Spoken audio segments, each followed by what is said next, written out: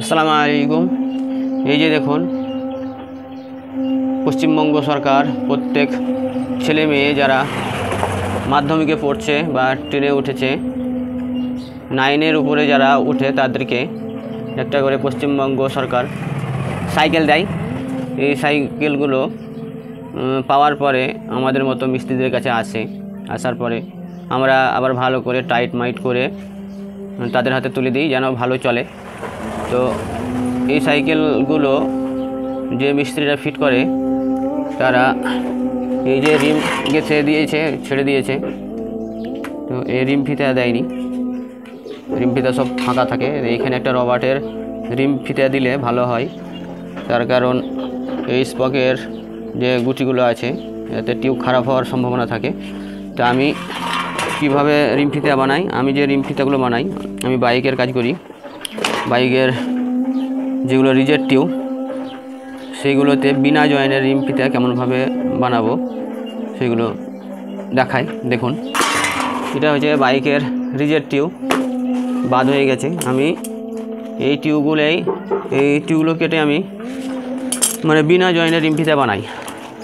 এই যে reset tube কেমনভাবে কেটে কেটে সাইকেলে বা বাইকে রিমে যে রিম ফিতাগুলো লাগে আমি এইরকমভাবেই বানাই। বাইকের টিউবে রিম ফিতাগুলো বানালে এতে জয়েন করতে হয় না, বিনা জয়েনেই হয়। আর বাইকের টিউবে রিম ফিতাগুলো একটু মোটা হয়, ওই জন্য অনেক চলে।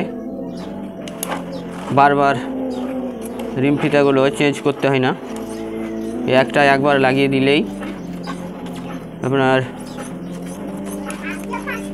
অনেক দিন চলে, 2 বছর 3 বছর চলে। আর যেগুলো পাতলা টিউব দিয়ে মানে কিনতে পাওয়া যায়, পাতলা দিয়ে সাইকেলের টিউবে তারা জয়েন করে করে বিক্রি করে। সাইকেলের টিউব পাতলা হওয়াতে ওই রিম ফিতাগুলো টিকে না, 3 মাসে 4 মাসে আবার ছিঁড়ে যায়, আবার নতুন করে বানাতে হয়। আর আমি বাইকের কাজ করি, আমার টিউব অনেক রিজেক্ট হয়। এই যে বিনা জয়েনের রিম ফিতা আমি বানিয়ে নিলাম। বাইকের রিম ফিতা একটু শক্ত হয় বা মোটা হয়, মজবুত হয়। একবার রিম ফিতা এগুলো। এবার এইখানে যে হালকা করে নজেল ভরার জন্য আমি হালকা কাট করে নিয়ে, এই যে নজেলের ফুটো কাট করে নিলাম। এই রিম ফিতাগুলো অনেক দিন চলে, বছর চলবে, নষ্ট হবে না। আমি এরকমভাবেই একটা টিউবে 8টা বা 9টা করে রিম ফিতা বানাই বিনা জয়েনের, এতে কোনো জয়েন নাই, আঠা নাই, বিনা জয়েনে। একটা দেখালাম, আর একটা দেখাই কেমনভাবে করি।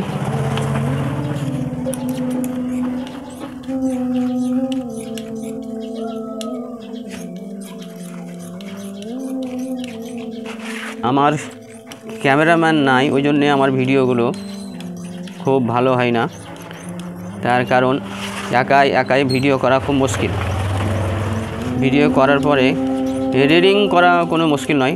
এডিটিং যে ফাঁকা টাইম থাকে তখন হয়তো এডিটিং করে আপলোড দিই ভিডিও, ঠিক আছে।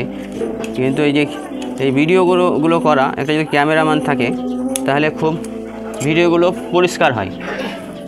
তো আমার শখে আমি ভিডিওগুলো করি। এই যে আরেকটা রিম ফিতা আমি বানিয়ে দিলাম। তো আমি বিনা জয়েনে রিম ফিতা কেমনভাবে বানাই ওইটাই আপনাদেরকে দেখালাম।